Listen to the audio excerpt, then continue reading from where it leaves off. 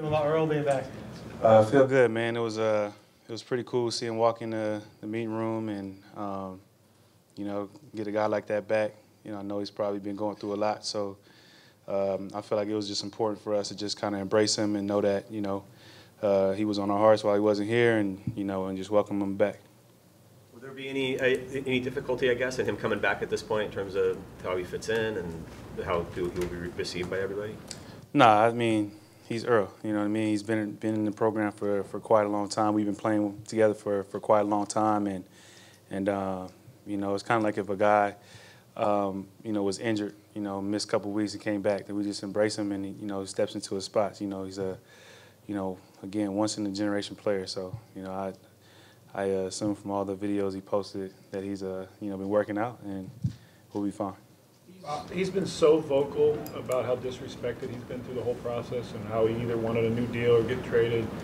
How's the locker room? How do you and guys respond to that? It seems counter to cohesion in the locker room. I mean, like I kind of been saying, I think football is football, business is business. That's Coach Carroll, that's John Schneider, that's all them. That's business. At the end of the day, you can't really hate a person for wanting to provide for his family, and that's how I look at it. It's he's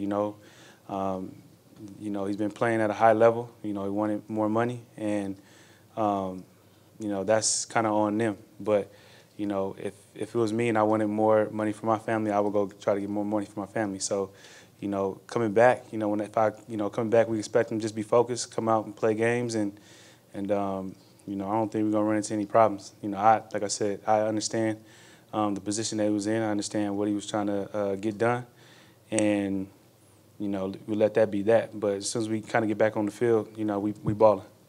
Bobby, as a veteran yourself that's been in this defense for a long time, what challenges would he face coming in today, not having training camp under him, trying to get ready to go for this weekend? What would that challenge be for you, and what could you envision this being for him?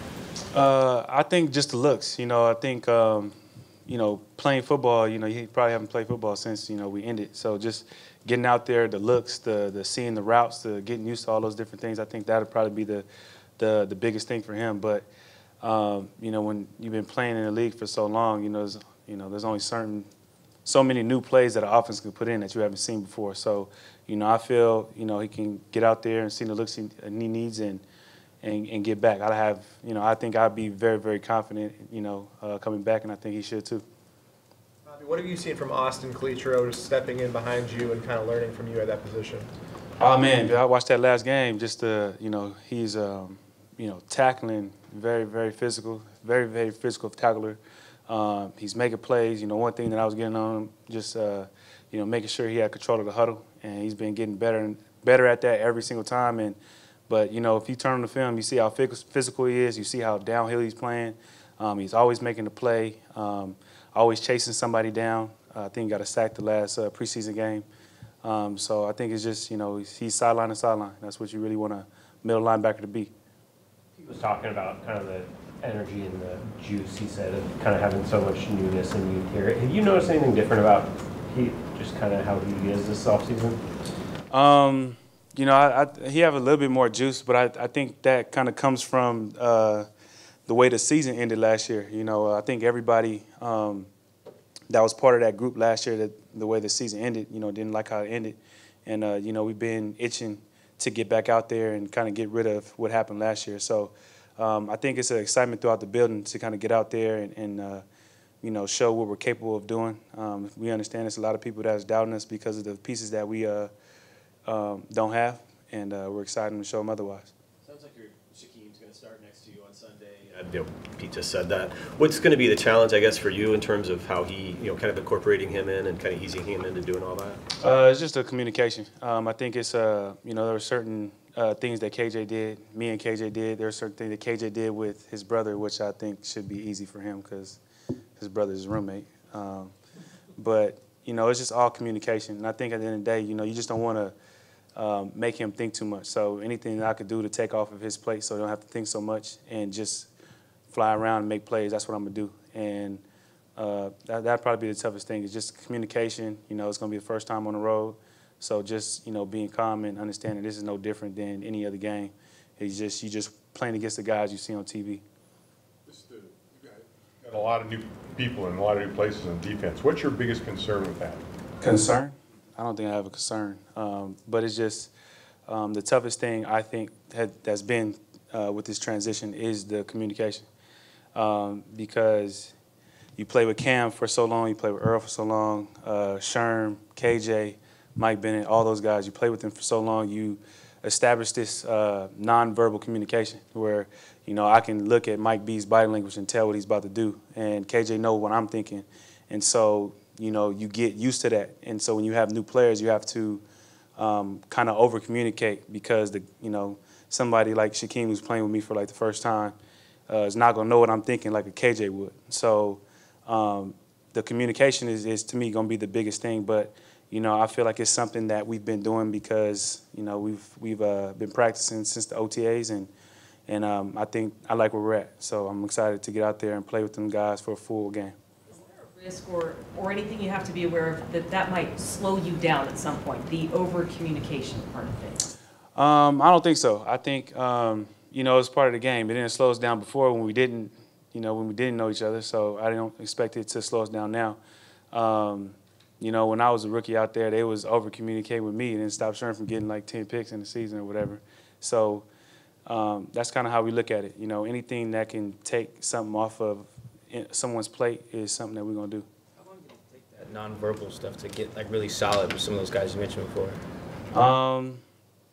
I don't even know, maybe a couple years, but I think it was one of those things that you don't even know it happened. It just kind of happened. You know, it's just, you know, you watch so much film, like I used to say with Me Bang, I watched so much film, I could tell how his stance, he had a little twitch in his right leg when he about to do something that he gonna take a shot. So it's like little things like that, and or he would, you know, wave at me, and every time he like wave, I could see something. So it was stuff that was just kind of that kind of happened over time.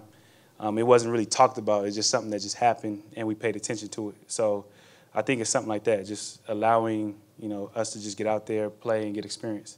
What's it like playing at altitude compared to somewhere like here? It ain't that really big a deal to me because I played at Utah State, so the altitude was pretty high there. It was something that we talked about whenever we played a team from, you know, the coast or whatever, like understanding that they're going to come in and you try to use the altitude against them or whatever. But, you know, we're professionals. You know, back then it was college. But so you should be in shape. You should be ready. You know, I think once you catch your second win, you should be fine. You know, I can't remember when we played out there. It didn't seem like a big deal when we was out there. So I don't expect it to be a big deal now. What are your impressions of Royce Freeman, and do you approach dealing with a bigger back like that differently?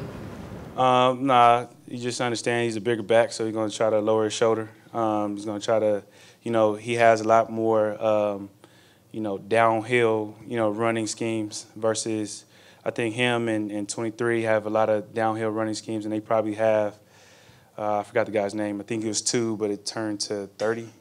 It's a little fast guy, and he'll probably get the more tosses and things like that. Booker's 23. Yeah, so I think, you know, those were, you know, 30 would probably get the more outside, but Booker and you know, the new guy, the rookie, probably get the more downhill stuff. So, you know, come downhill on a rookie and then go outside with the new guy. Pretty simple. It may seem that the pass rush might not be as effective as it's been in the past. How can you replicate that in your perspective?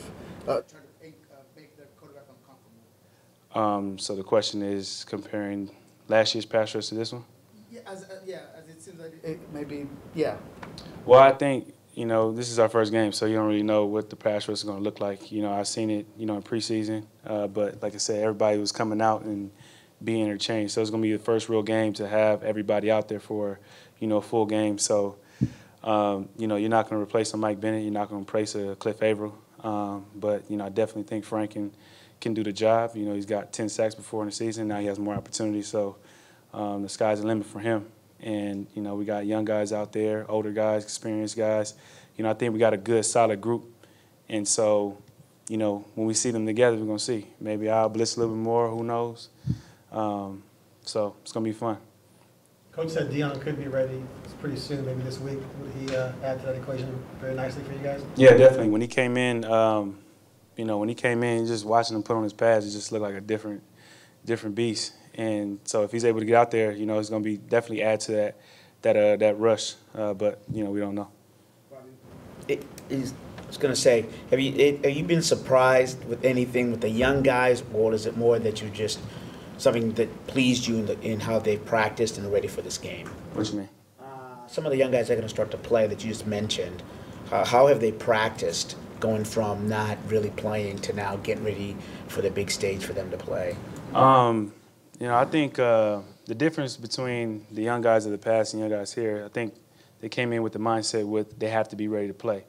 Versus, you know, previous years, I think when you come in as a young guy and you see a guy like Cam, Earl, myself, KJ, all those guys in, you might not, you know, have the expectations of playing.